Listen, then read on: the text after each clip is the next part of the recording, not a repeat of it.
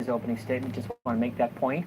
We'll take you back outside to the hearing room as members of the Senate continue to come in, try to squeeze in maybe one or two more calls, but the hearing presumably will start momentarily.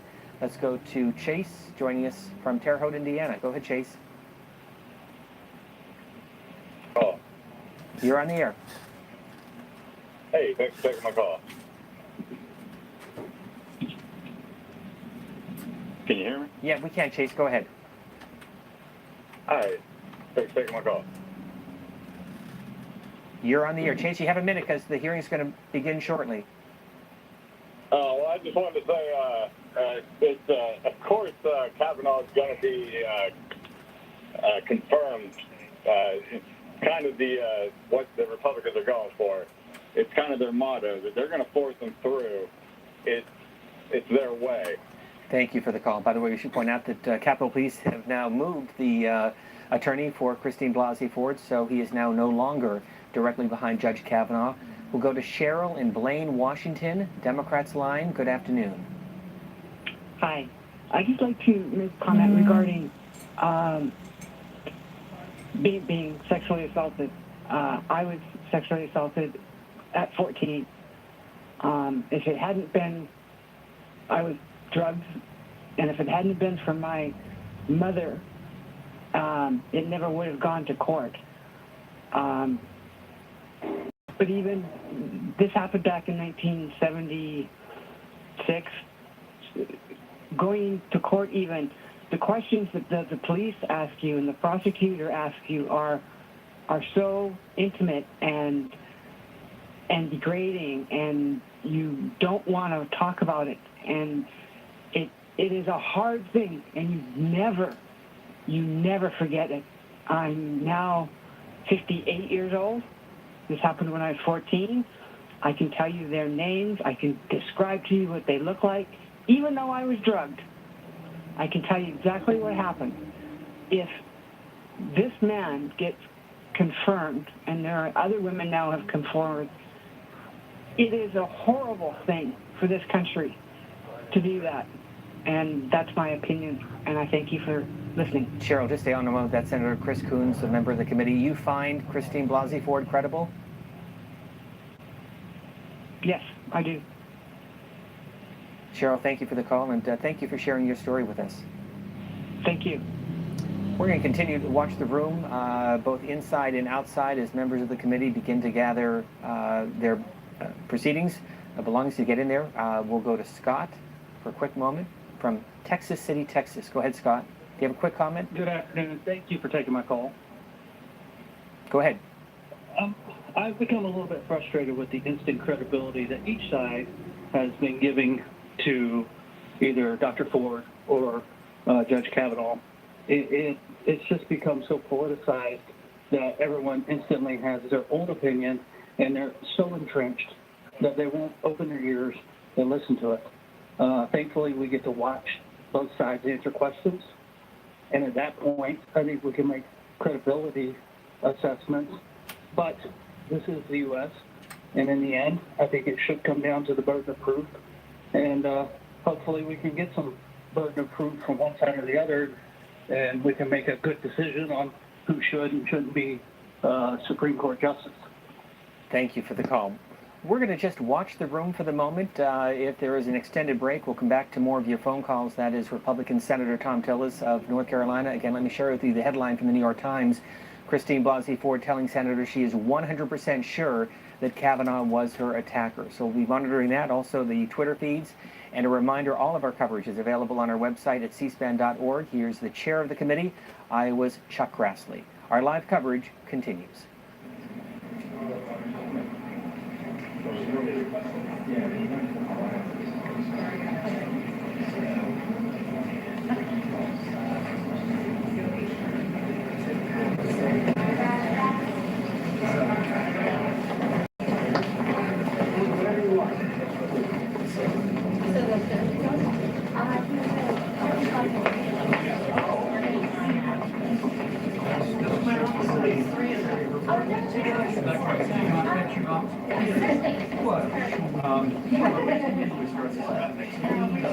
As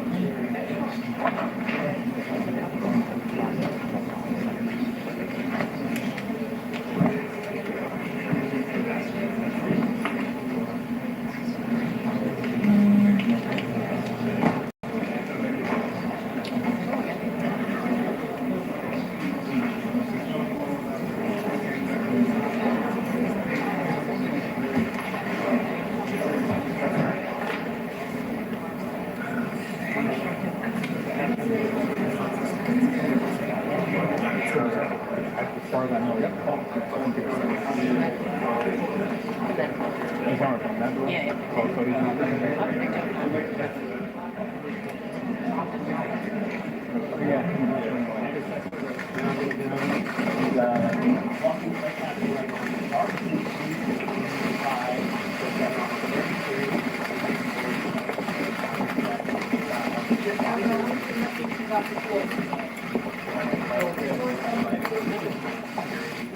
Kavanaugh was down on into the back room, the opposite side. Take Kavanaugh into the back room.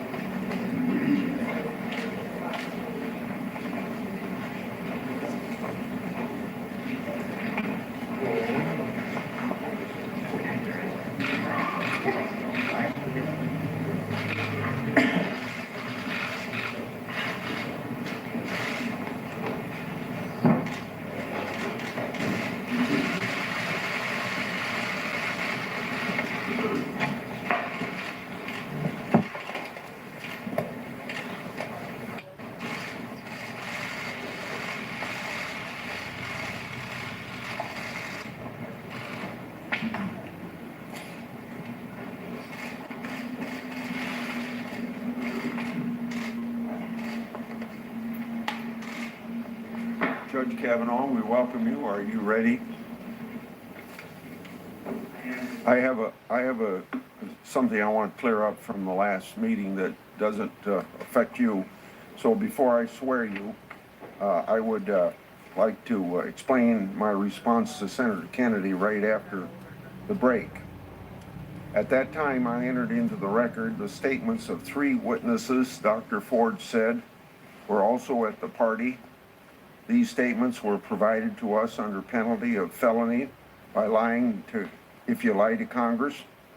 As soon as my team learned the names of these 3 potential witnesses, we immediately reached out to them requesting an interview. In response, all 3 submitted statements to us denying any knowledge of the gathering Dr. Ford described. If we had calls with them, we would have invited the minority to join. Every time that we've received any information regarding Judge Kavanaugh, we've sought to immediately follow through and investigate. The minority staff sat on Dr. Ford's letter for weeks, and staff told us that they believed it is, quote, highly inappropriate to have these follow-up calls before the FBI finishes its investigation, end quote, even though the FBI had completed its background information. When we followed up with Judge Kavanaugh after we received Dr. Ford's allegations, the ranking member staff didn't join us, even though these calls are usually done on a bipartisan basis. They joined other calls with the judge, but they didn't participate or ask any questions. Would you please rise, sir? Do you affirm that the testimony you're about to give before the committee will be the truth, the whole truth, and nothing but the truth, so help you God? I do. Yeah. And like we offered to Senator, or to Dr. Ford, you can take whatever time you want now for your opening statement. Then we'll go to questions. So proceed. Mr. Chairman, Ranking Member Feinstein, members of the committee, thank you for allowing me to make my statement. I wrote it myself yesterday afternoon and evening. No one has seen a draft or it except for one of my former law clerks. This is my statement. Less than 2 weeks ago, Dr. Ford publicly accused me of committing wrongdoing at an event more than 36 years ago when we were both in high school. I denied the allegation immediately, categorically, and unequivocally. All 4 people allegedly at the event, including Dr. Ford's longtime friend, Ms. Kaiser, have said they recall no such event. Her longtime friend, Ms. Kaiser, said under penalty of felony that she does not know me and does not believe she ever saw me at a party ever. Here is the quote from Ms. Kaiser's attorney's letter. Quote, simply put, Ms. Kaiser does not know Mr. Kavanaugh, and she has no recollection of ever being at a party or gathering where he was present, with or without Dr. Ford. End quote. Think about that fact. The day after the allegation appeared, I told this committee that I wanted a hearing as soon as possible to clear my name. I demanded a hearing for the very next day. Unfortunately, it took the committee 10 days to get to this hearing. In those 10 long days, as was predictable, and as I predicted, my family and my name have been totally and permanently destroyed by vicious and false additional accusations. The 10-day delay has been harmful to me and my family, to the Supreme Court, and to the country. When this allegation first arose, I welcomed any kind of investigation, Senate, FBI, or otherwise. The committee now has conducted a thorough investigation, and I've cooperated fully. I know that any kind of investigation, Senate, FBI, Montgomery County Police, whatever, will clear me. Listen to the people I know. Listen to the people who've known me my whole life. Listen to the people I've grown up with and worked with and played with and coached with and dated and taught and gone to games with and had beers with. And listen to the witnesses who allegedly were at this event 36 years ago.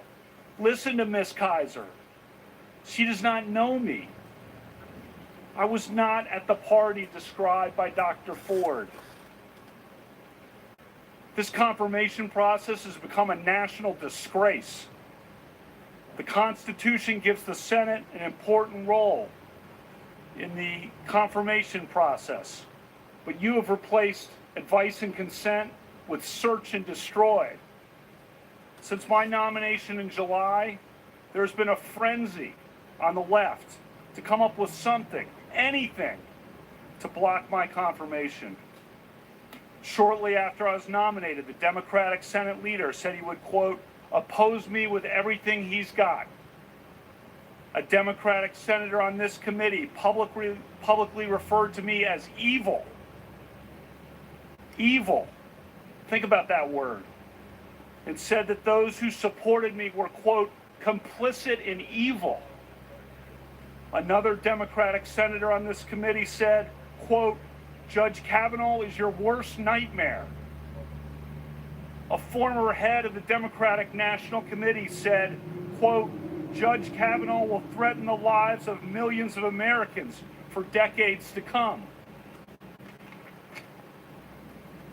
I understand the passions of the moment, but I would say to those senators, your words have meaning. Millions of Americans listened carefully to you.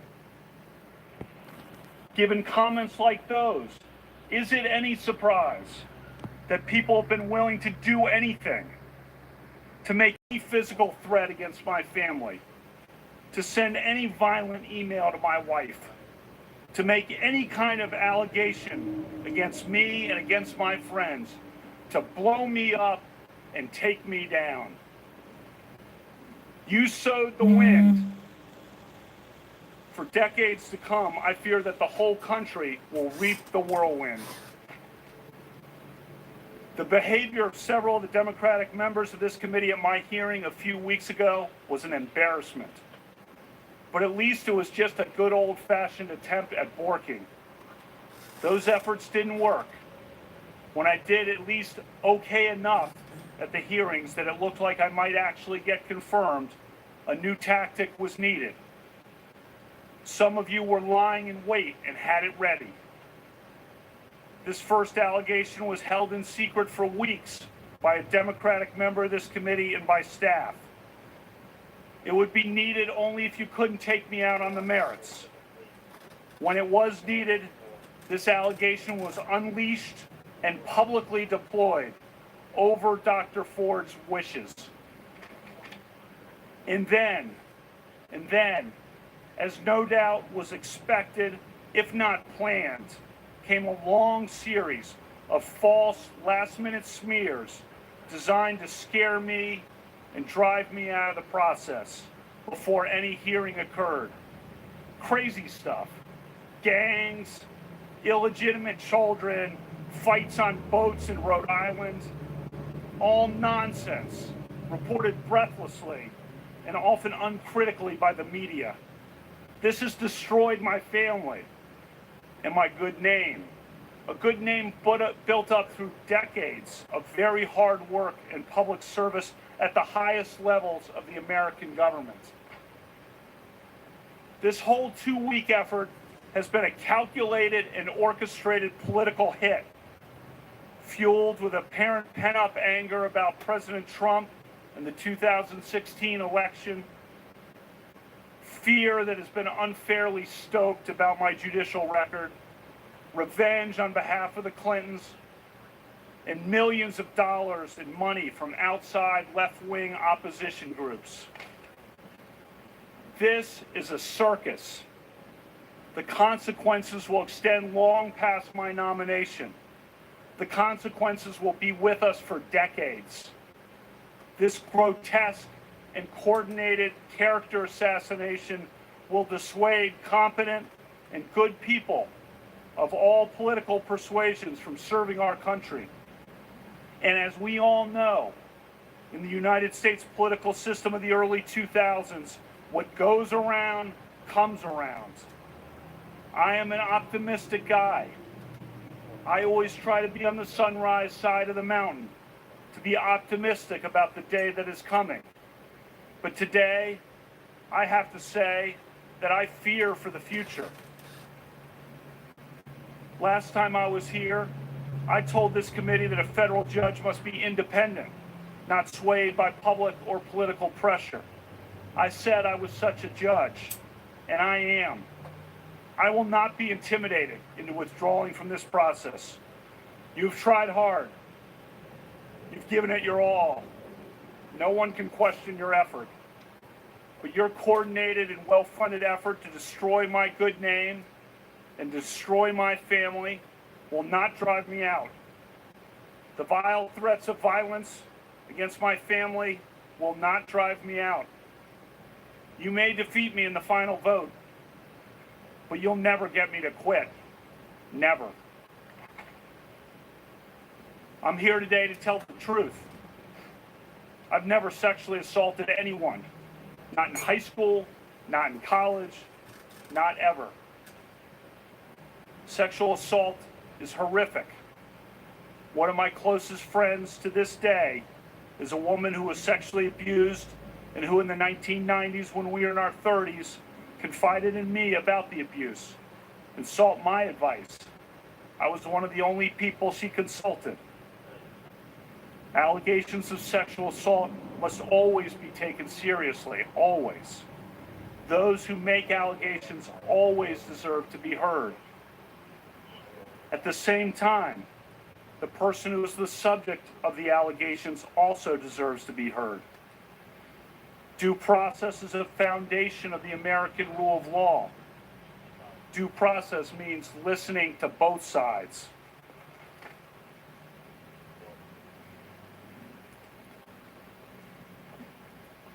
As I told you at my hearing 3 weeks ago, I'm the only child of Martha and Ed Kavanaugh. They are here today. When I was 10, my mom went to law school, and as a lawyer, she worked hard and overcame barriers, including the workplace sexual harassment that so many women faced at the time and still face today. She became a trailblazer, one of Maryland's earliest women prosecutors and trial judges. She and my dad taught me the importance of equality and respect for all people, and she inspired me to be a lawyer and a judge. Last time I was here, I told you that when my mom was a prosecutor and I was in high school, she used to practice her closing arguments at the dining room table on my dad and me. As I told you, her trademark line was, "Use your common sense. What rings true? What rings false?" Her trademark line is a good reminder as we sit here today, some 36 years after the alleged event occurred, when there is no corroboration, and indeed it is refuted by the people allegedly there. After I have been in the public arena for 26 years without even a hint, a whiff of an allegation like this, and when my nomination to the Supreme Court was just about to be voted on at a time when I'm called evil by a Democratic member of this committee, while Democratic opponents of my nomination say people will die if I am confirmed. This onslaught of last-minute allegations does not ring true. I'm not questioning that Dr. Ford may have been sexually assaulted by some person in some place at some time. But I have never done this to her or to anyone. That's not who I am. It is not who I was. I am innocent of this charge. I intend no ill will to Dr. Ford and her family. The other night, Ashley and my daughter Liza said their prayers, and little Liza, all of 10 years old,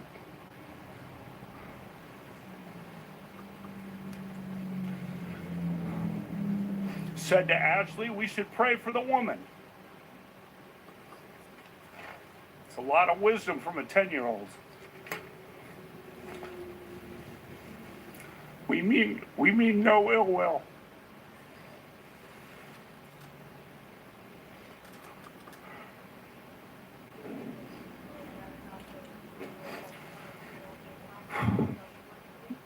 First, let's start with my career.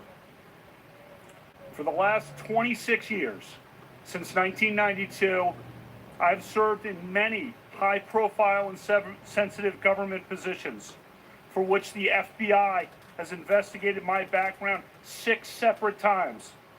6 separate FBI background investigations over 26 years, all of them after the event alleged here.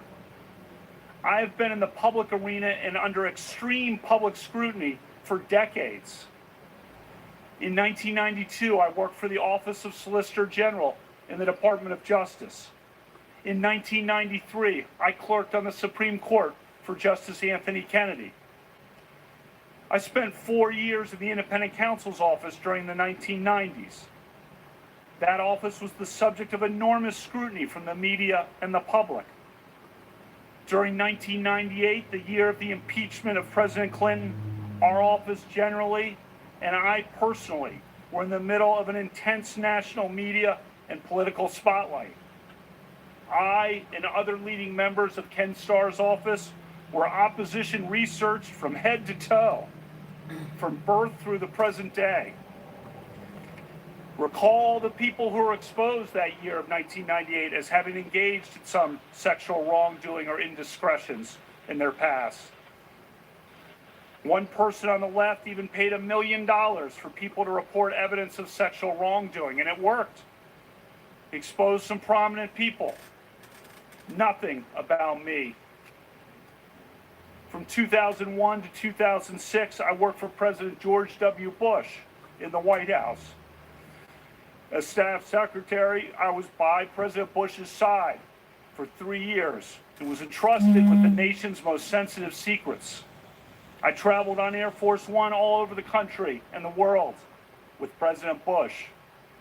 I went everywhere with him, from Texas to Pakistan, from Alaska to Australia, from Buckingham Palace to the Vatican. 3 years in the West Wing, 5.5 years in the White House. I was then nominated to be a judge on the D.C. Circuit. I was thoroughly vetted by the White House, the FBI, the American Bar Association, and this committee. I sat before this committee for 2 thorough confirmation hearings in 2004 and 2006. For the past 12 years leading up to my nomination for this job, I've served in a very public arena as a federal judge on what is often referred to as the second most important court in the country. I've handled some of the most significant and sensitive cases affecting the lives and liberties of the American people. I have been a good judge. And for this nomination, another FBI background investigation, another American Bar Association investigation, 31 hours of hearings, 65 senator meetings, 1,200 written questions, more than all previous Supreme Court nominees combined. Throughout that entire time, throughout my 53 years and 7 months on this earth until last week, no one ever accused me of any kind of sexual misconduct. No one, ever. A lifetime of public service and a lifetime of high-profile public service at the highest levels of American government, and never a hint of anything of this kind. And that's because nothing of this kind ever happened.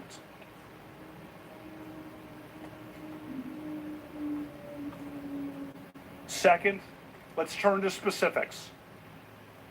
I categorically and unequivocally deny the allegation against me by Dr. Ford. I never had any sexual or physical encounter of any kind with Dr. Ford. I never attended a gathering like the one Dr. Ford describes in her allegation. I've never sexually assaulted Dr. Ford or anyone. Again, I am not questioning that Dr. Ford may have been sexually assaulted by some person in some place at some time. But I've never done that to her or to anyone.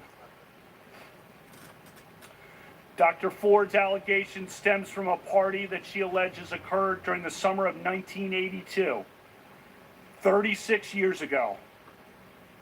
I was 17 years old, between my junior and senior years of high school at Georgetown Prep, a rigorous all-boys Catholic Jesuit high school in Rockville, Maryland. When my friends and I spent time together at parties on weekends, it was usually with friends from nearby Catholic all-girls high schools, Stone Ridge, Holy Child, Visitation, Immaculata, Holy Cross. Dr. Ford did not attend one of those schools. She attended an independent private school named Holton Arms, and she was a year behind me. She and I did not travel in the same social circles. It is possible that we met at some point at some events, although I do not recall that. To repeat, all of the people identified by Dr. Ford as being present at the party have said they do not remember any such party ever happening. Importantly, her friend, Ms. Kaiser, has not only denied knowledge of the party, Ms. Kaiser said under penalty of felony, she does not know me, does not recall ever being at a party with me ever. And my two male friends who were allegedly there, who knew me well, have told this committee under penalty of felony that they do not recall any such party and that I never did or would do anything like this. Dr. Ford's allegation is not merely uncorroborated. It is refuted by the very people she says were there, including by a longtime friend of hers. Refuted. Third, Dr. Ford has said that this event occurred at a house near Columbia Country Club, which is at the corner of Connecticut Avenue and East-West Highway in Chevy Chase, Maryland. In her letter to Senator Feinstein, she said that there were 4 other people at the house, but none of those people nor I lived near Columbia Country Club.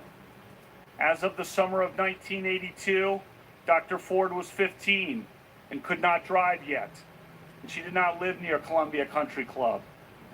She says confidently that she had 1 beer at the party, but she does not say how she got to the house in question, or how she got home, or whose house it was.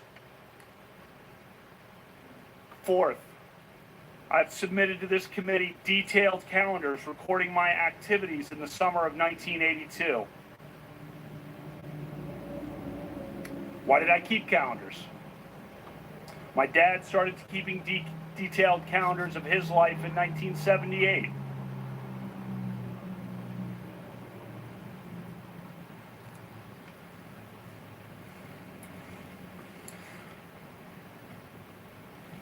He did so as both a calendar and a diary. He's a very organized guy, to put it mildly.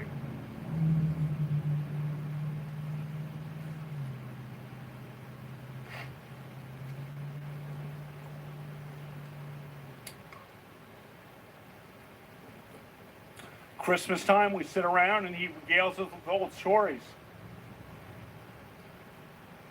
Old milestones, old weddings, old events from his calendars.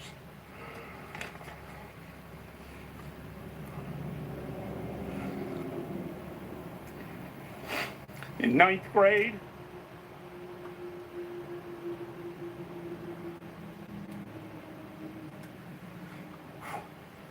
in 1980, I started keeping calendars of my own. For me also, it's both a calendar and a diary. I've kept such calendars, diaries for the last 38 years. Mine are not as good as my dad's in some years. And when I was a kid, the calendars are about what you would expect from a kid. Some goofy parts, some embarrassing parts. But I did have the summer of 1982 documented pretty well. The event described by Dr. Ford presumably happened on a weekend, because I believe everyone worked and had jobs in the summers. And in any event, a drunken early evening event of the kind she describes presumably happened on a weekend. If it was a weekend, my calendars show that I was out of town almost every weekend night before football training camp started in late August. The only weekend nights that I was in DC were Friday, June 4, when I was with my dad at a pro golf tournament.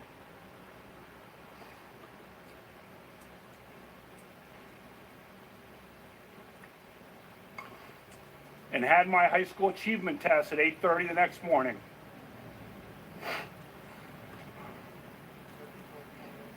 I also was in DC on Saturday night, August 7th.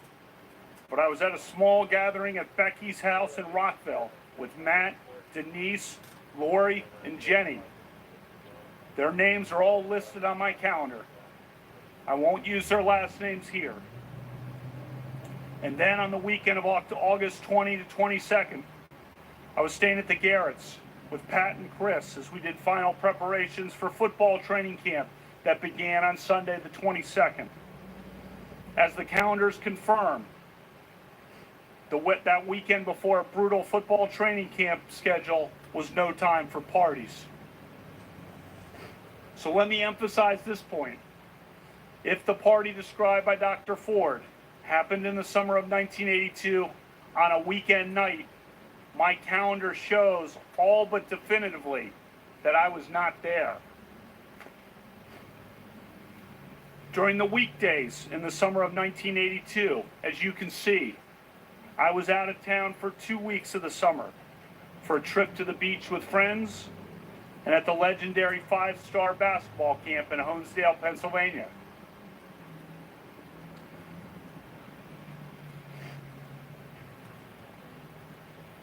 When I was in town, I spent much of my time working out, lifting weights, playing basketball, or hanging out and having some beers with friends as we talked about life and football and school and girls. Some have noticed that I didn't have church on Sundays on my calendars. I also didn't list brushing my teeth. And for me, going to church on Sundays was like brushing my teeth. Automatic. Still is. In the summer of 1981, I had worked construction. In the summer of 1982, my job was cutting lawns. I had my own business of sorts. You see some specifics about the lawn cutting listed on the August calendar page. When I had to time the last lawn cuttings of the summer of various lawns before football training camp. I played in a lot of summer league basketball games for the Georgetown prep team at night at Blair High School in Silver Spring. Many nights I worked out with other guys at Tobin's house.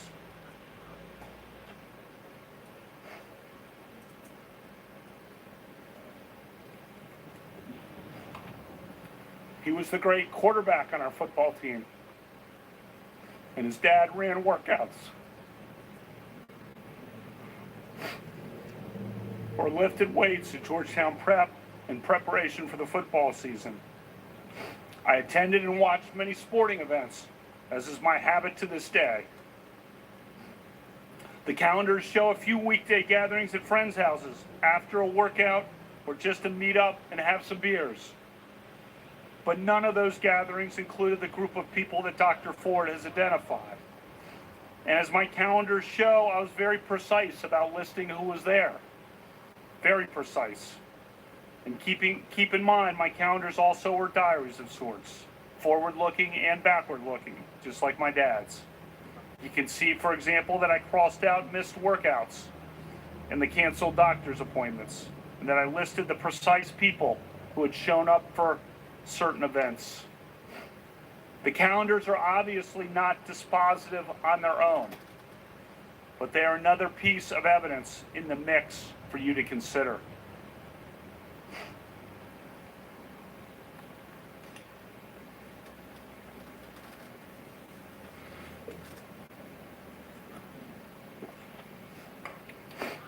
Fifth, Dr. Ford's allegation is radically inconsistent with my record and my character from my youth to the present day. As students at an all-boys Catholic Jesuit school, many of us became friends and remain friends to this day with students at local Catholic all-girls schools. One feature of my life that has remained true to the present day is that I've always had a lot of close female friends. I'm not talking about girlfriends. I'm talking about friends who are women.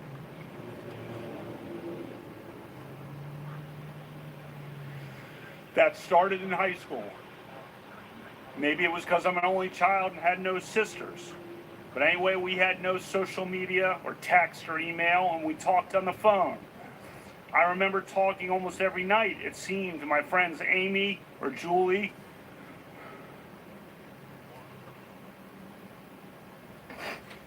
or Kristen, or Karen, or Suzanne, or Maura, or Megan, or Nikki. The list goes on. Friends for a lifetime, built on a foundation of talking through school and life starting at age 14. Several of those great women are in the seats right behind me today. My friends and I sometimes got together and had parties on weekends. The drinking age was 18 in Maryland for most of my time in high school and was 18 in DC for all of my time in high school. I drank beer with my friends. Almost everyone did. Sometimes I had too many beers. Sometimes others did. I liked beer. I still like beer. But I did not drink beer to the point of blacking out, and I never sexually assaulted anyone. There is a bright line between drinking beer, which I gladly do, and which I fully embrace, and sexually assaulting someone, which is a violent crime. If every American who drinks beer, or every American who drank beer in high school, is suddenly presumed guilty of sexual assault, we'll be in an ugly new place in this country. I never committed sexual assault. As high school students, we sometimes did goofy or stupid things. I doubt we are alone in looking back at high school and cringing at some things. For one thing, our yearbook was a disaster. I think some editors and students wanted the yearbook to be some combination of Animal House, Caddyshack, and Fast Times at Ridgemont High, which were all recent movies at that time. Many of us went along in the yearbook to the point of absurdity. This past week,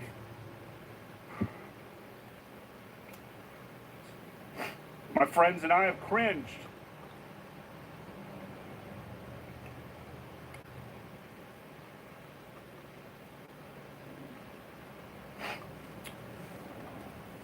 When we read about it and talked to each other.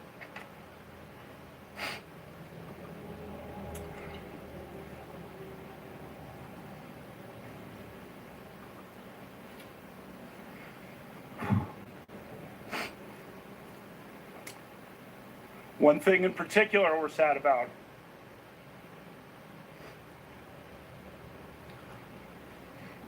One of our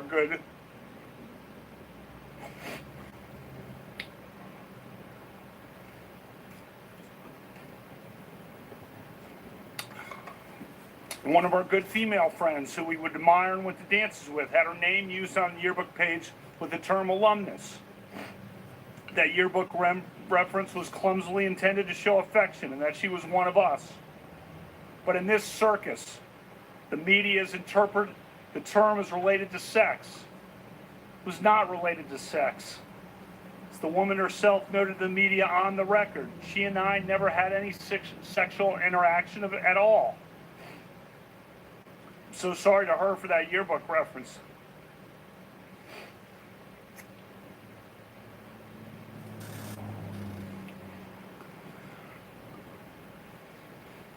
This may sound a bit trivial, given all that we are here for, but one thing I want to try to make sure of in the future is my friendship with her. She was and is a great person. As to sex, this is not a topic I ever imagined would come up at a judicial confirmation hearing, but I want to give you a full picture of who I was. I never had sexual intercourse or anything close to it during high school or for many years after that. In some crowds, I was probably a little outwardly shy about my inexperience. Tried to hide that. At the same time, I was also inwardly proud of it. For me and the girls who I was friends with, that lack of major or rampant sexual activity in high school was a matter of faith and respect and caution.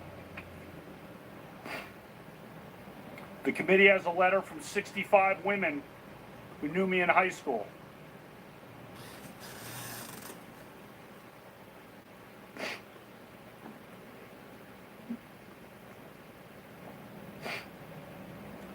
They said that I always treated them with dignity and respect. That letter came together in one night, 35 years after graduation, while a sexual assault allegation was pending against me in a very fraught and public situation where they knew they'd be vilified if they defended me. Think about that.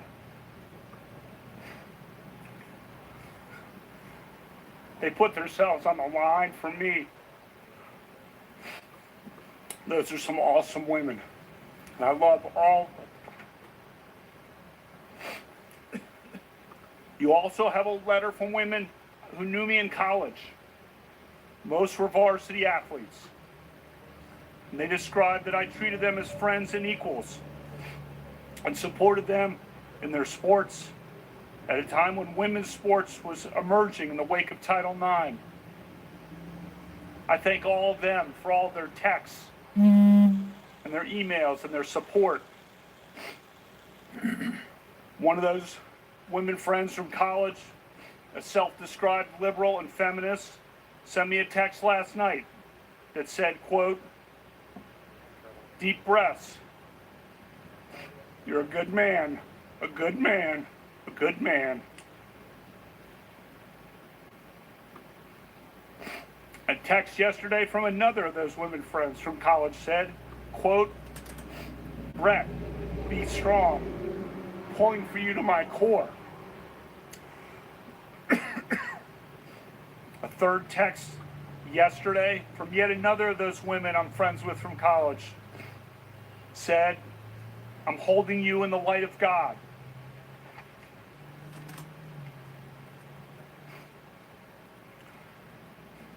As I said in my opening statement the last time I was with you, cherish your friends, look out for your friends, lift up your friends, love your friends. I've felt that love more over the last 2 weeks than I ever have in my life. I thank all my friends. I love all my friends. Throughout my life, I've devoted huge efforts to encouraging and promoting the careers of women. I will put my record up against anyone's, male or female. I am proud of the letter from 84 women who worked with me at the Bush White House from 2001 to 2006 and described me as, quote, "a man of the highest integrity." Read the op-ed from Sarah Day from Yarmouth, Maine. She worked in Oval Office operations outside of President Bush's office. Here's what she recently wrote in centralmaine.com. And today she stands by her comments. Quote, "Brett was an advocate for young women like me. He encouraged me to take on more responsibility and to feel confident in my role. In fact, during the 2004 Republican National Convention, Brett gave me the opportunity to help with the preparation and review of the president's remarks, something I never would have had the chance to do if he had not included me. And he didn't just include me in the work. He made sure I was at Madison Square Garden to watch the president's speech instead of back at the hotel watching on TV." End quote. As a judge since 2006, I've had the privilege of hiring 4 recent law school graduates to serve as my law clerks each year.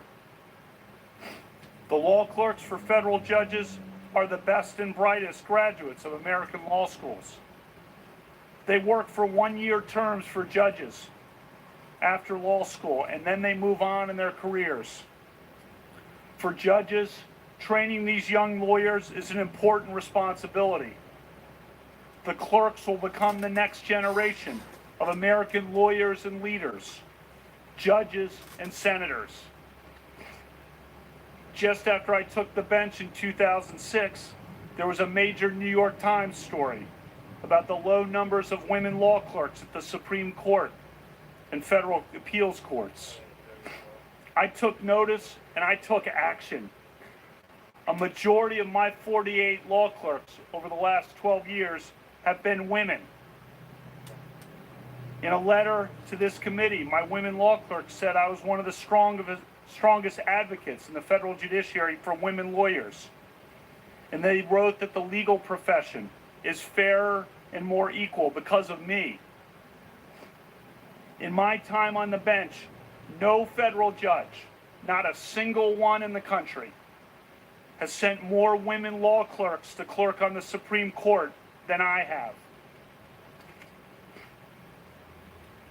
Before this allegation arose 2 weeks ago, I was required to start making certain administrative preparations for my possible transfer to the Supreme Court, just in case I was confirmed.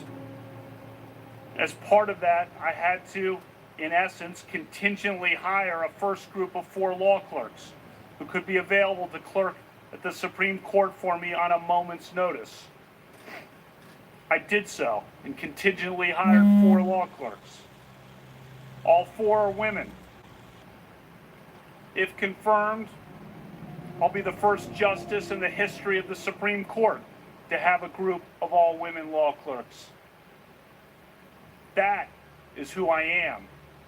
That is who I was. Over the past 12 years, I've taught constitutional law to hundreds of students, primarily at Harvard Law School, while I was hired by then Dean and now Justice Elena Kagan. One of my former women students, a Democrat, testified to this committee that I was an even-handed professor who treats people fairly and with respect. In a letter to this committee, my former students, male and female alike, wrote that I displayed a character that impressed us all. I love teaching law, but thanks to what some of you on this side of the committee have unleashed, I may never be able to teach again. For the past 7 years, I've coached my 2 daughters' basketball teams. You saw many of those girls when they came to my hearing for a couple of hours. You have a letter from the parents of the girls I coached that describe my dedication, commitment, and character. I coach because I know that a girl's confidence on the basketball court translates into confidence in other aspects of life.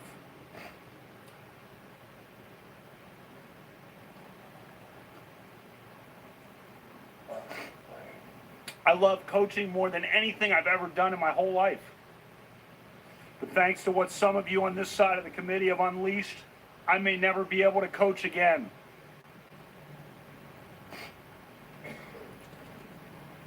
I've been a judge for 12 years. I have a long record of service to America and to the Constitution. I revere the Constitution. I am deeply grateful to President Trump for nominating me. He was so gracious to my family and me on the July night he announced my nomination at the White House. I thank him for his steadfast support. When I accepted the president's nomination, Ashley and I knew this process would be challenging. We never expected that it would devolve into this. Explaining this to our daughters has been about the worst experience of our lives.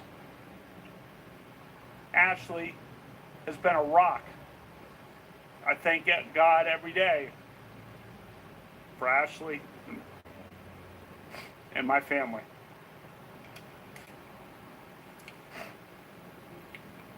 We live in a country devoted to due process and the rule of law. That means taking allegations seriously.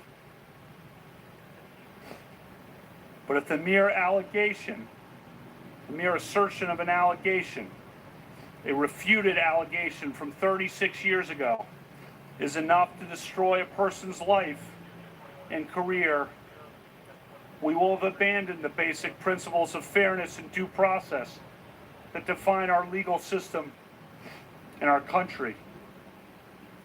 I ask you to judge me by the standard that you would want applied to your father, your husband, your brother, or your son.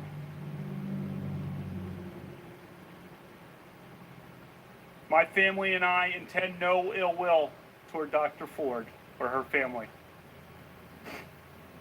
But I swear today, under oath, before the Senate and the nation, before my family and God, I am innocent of this charge.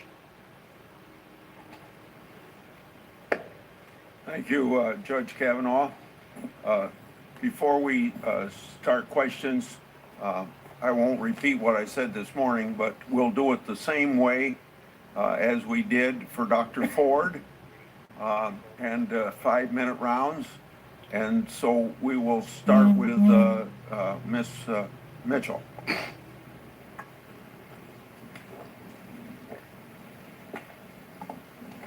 Good afternoon, Judge Kavanaugh. We have not met. My name is Rachel Mitchell. I'd like to go over a couple of guidelines for our question and answer session today. If I ask a question, Yeah, I'm ready. okay. If I ask a Thank you. question that you do not understand, please ask me to clarify it or ask it in a different way. I may ask a question where I incorporate some information you've already provided. If I get it wrong, please correct me. I'm not going to ask you to guess. If you do estimate, please let me know you're estimating. Now, I want to make sure that all of the committee members have gotten a copy of the definition of sexual behavior. Yes, at least I have one. Okay? Yeah. And you have that as well, Judge Kavanaugh? Yeah. Okay.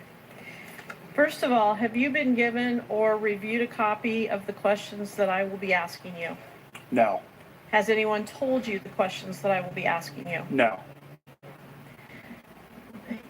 I want you to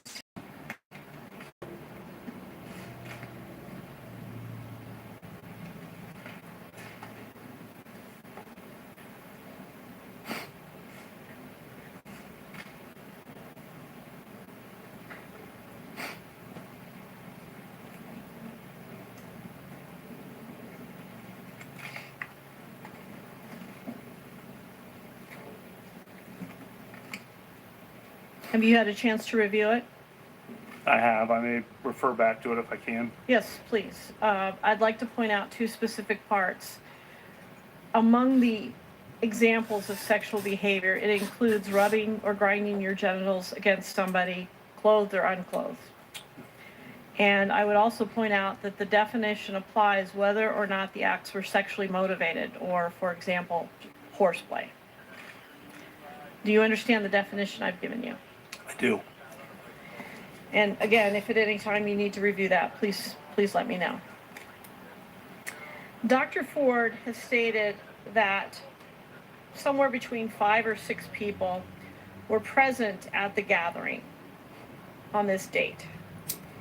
You, Mark Judge, Leland Ingham at the time, or Leland Kaiser now, Patrick P.J. Smith, Dr. Ford, and an unnamed boy.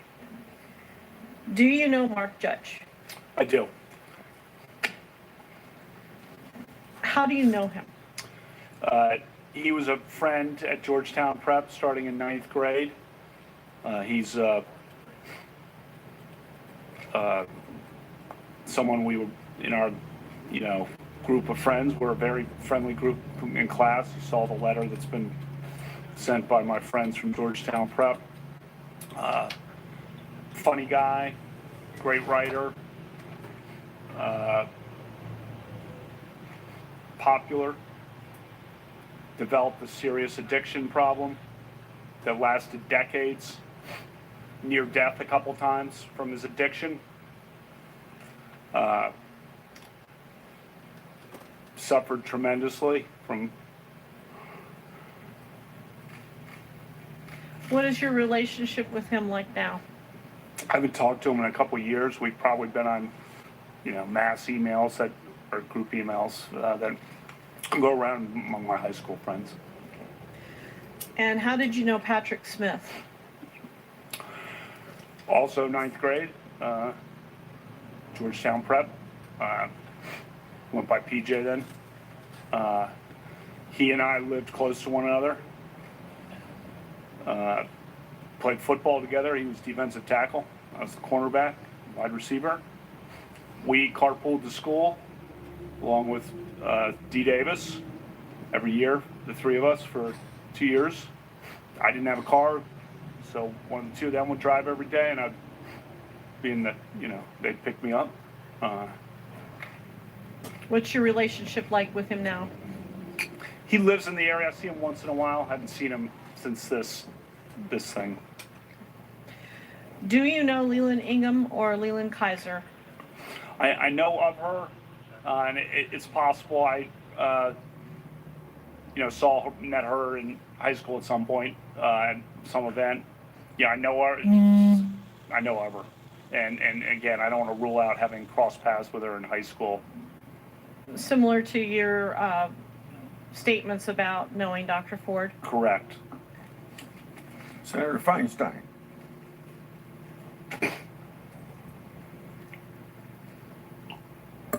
Judge Kavanaugh, it's my understanding that you have denied the allegations by Dr. Ford, Ms. Ramirez, and Ms. Swetnick.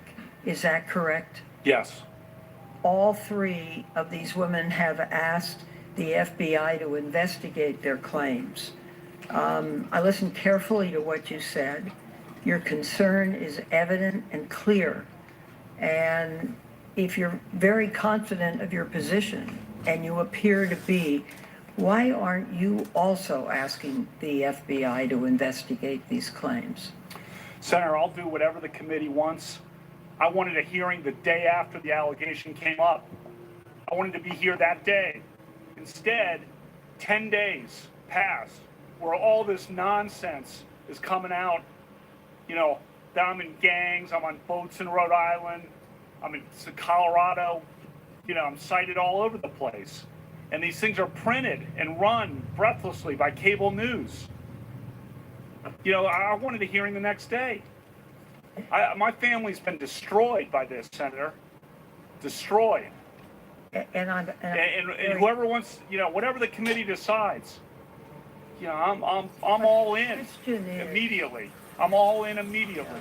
And the terrible and hard part of this is, when we get an allegation, we're not in a position to prove it or disprove it. Therefore, we have to depend on some outside authority for it. And it just seemed to me then, when these allegations came forward, that you would want the FBI to investigate those claims and clear it up once and for all. Senator, the committee investigates. It's not for me to say how to do it, but just so you know, the FBI doesn't reach a conclusion. They would give you a couple 302s that just tell you what we said. So I'm here. I wanted to be here. I wanted to be here the next day. It's an outrage that I was not allowed to come and immediately defend my name and say I didn't do this and give you all this evidence.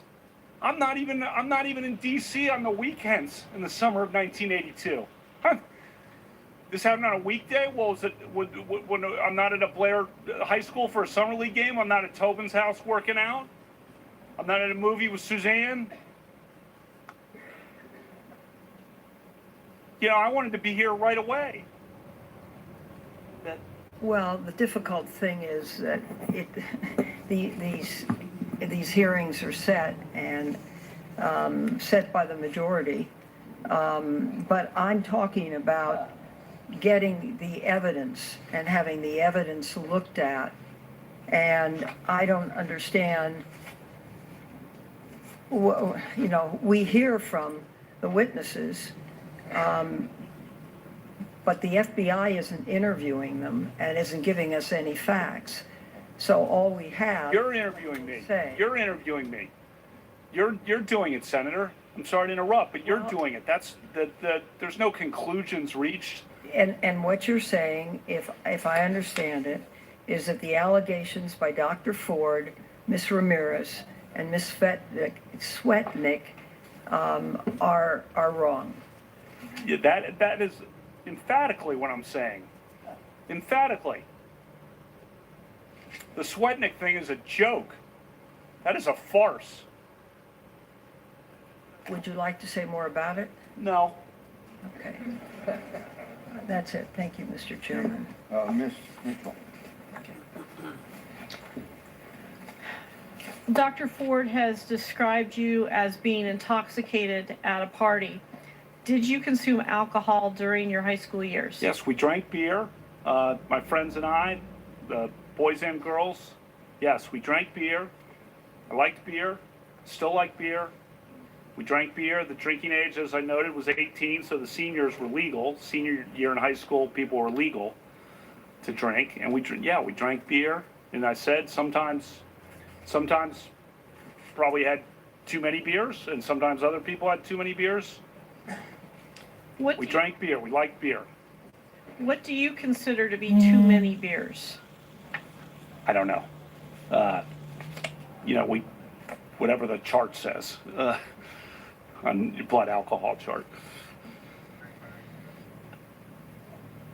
When you talked to Fox News the other night, you said that there were times in high school when people might have had too many beers on occasion. Does that include you? Sure. Have you ever passed out from drinking? Passed out would be no, but I've gone to sleep. But I've never blacked out. That's the allegation, and that's wrong. So let's talk about your time in high school. In high school, after drinking, did you ever wake up in a different location than you remembered passing out or going to sleep? No. Did you ever wake up with your clothes in a different condition or fewer clothes on than you remembered when you went to sleep or passed out? No. Did you ever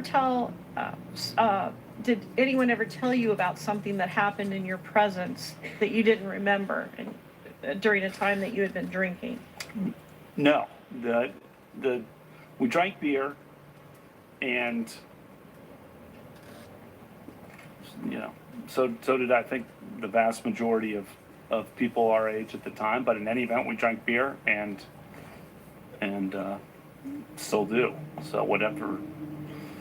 Yeah. During the time in high school when you would be drinking, did anyone ever tell you about something that you did not remember? No.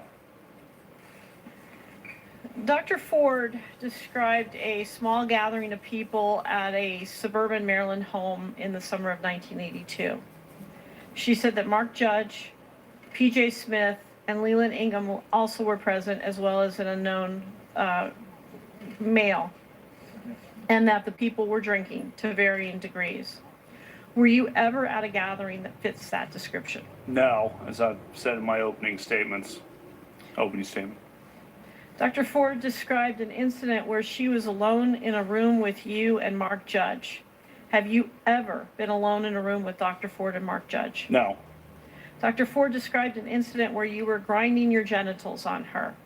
Have you ever ground or rubbed your genitals against Dr. Ford? No.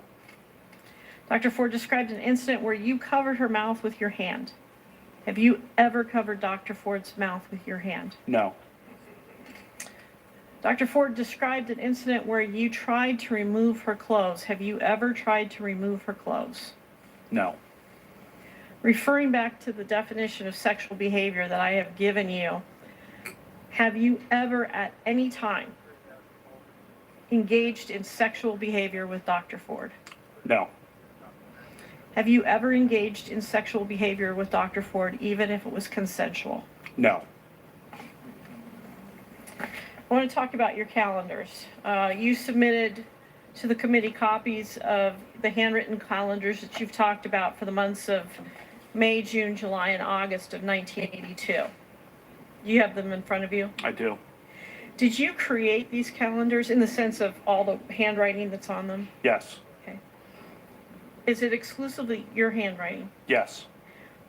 When did you make these entries? in 1982. Has anything changed, been sent your plans for each day, or do they document, in other words, prospectively? Or do they document what actually occurred prospectively?